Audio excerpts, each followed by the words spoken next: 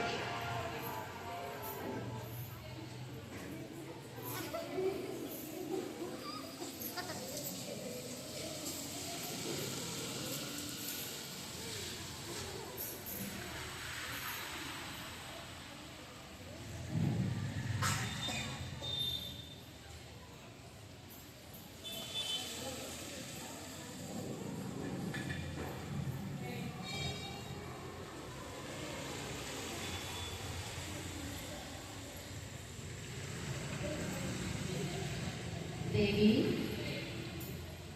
నేను శివగణాలతో విహారానికి వెళ్తున్నాను. దేవి, శివగణాలతో నేను విహారానికి వెళ్తున్నాను. వెళ్ళొస్తాను. సరే నాదా?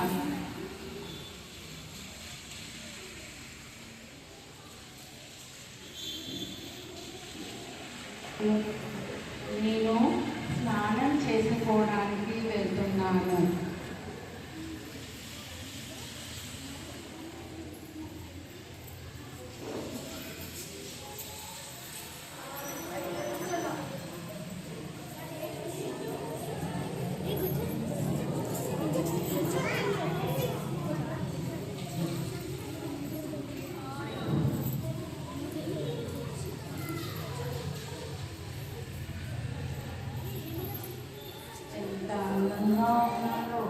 ఈ బాలుడు చక్కటి రూపం, చక్కటి సౌందర్యం, ఎంత అందంగా ఉన్నాడో.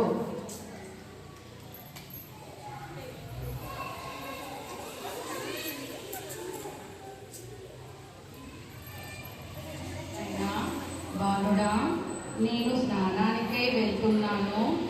కోటలోకి ఎవరిని రానియకుండా నీవు కాపలాగా ఉండు. సరేనా? సరే తల్లి, మీరు చెప్పిన మాటలు శిరసా వహిస్తాను. అలానే తల్లి, మీరు వెళ్ళండి.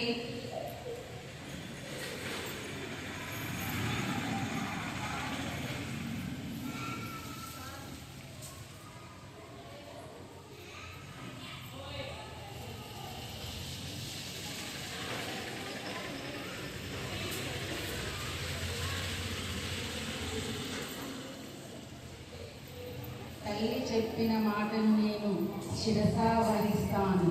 లోపలికి, కోట లోపలికి ఎవరిని నేను వెళ్ళనివ్వను.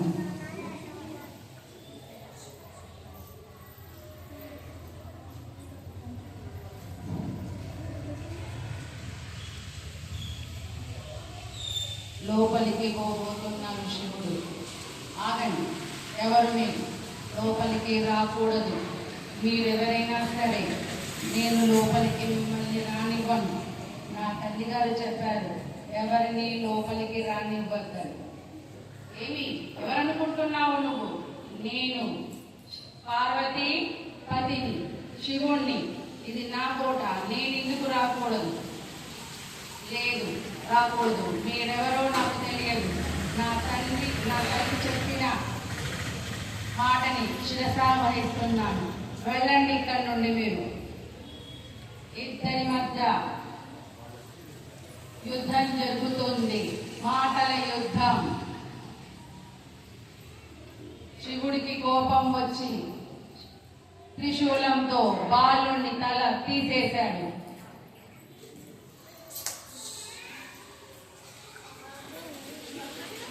బాలుడా, నా కుమారుడు, అయ్యో ఎంత పని చేశారు నాదా, ఈ బాలుడు మన బాలుడు, ఎవరనుకుంటున్నారు వీళ్ళు, అనవసరంగా చంపివేశారు. అయ్యో నా బాలుడు, రక్షించండి దేవా, రక్షించండి, ప్రాణాలు పోయండి. మీరేం చేస్తారో నాకు తెలియదు. నాకు ఎట్టి పరిస్థితిలో ఈ బాలుడు జీవం కావాలి. శివగణాలను పిలిచి ఉత్తర దిక్కున తల చేసి పడుకొని ఉన్న ఏ జీవితాలైనా సరే వెళ్ళి తీసుకురండి తొందరగా.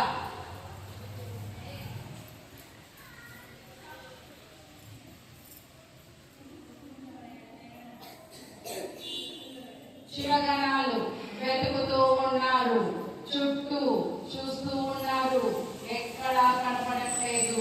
అయ్యో ఎలా, ఏమి చేద్దాం, మన చెప్పారు కదా మన శివుడు, ఏంటి ఎక్కడ దొరకట్లేదు, ఎక్కడి నుండి తీసుకుందాం, వెతుకుదాం, మన చెప్పిన మాటని మనము పాటించాల్సిందే. సరే వెళ్దాం కదా, మళ్ళీ చూద్దాము అంటూ తిరుగుతూ ఉన్నారు.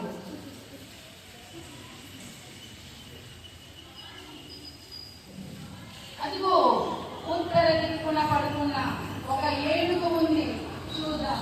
ఇగో సరే, దీన్ని ఇంత పెద్ద ఏనుగులను ఎలా నరుకుదాం, ఏమి చేద్దాం. కానీ మన శివుడు చెప్పిన మాట ఏంటి, మనము ఏ జీవి అయితే తల పెట్టుకొని పడుకోనిదో దాన్ని నరికి తీసుకురమ్మన్నారు, నరుకుదాం.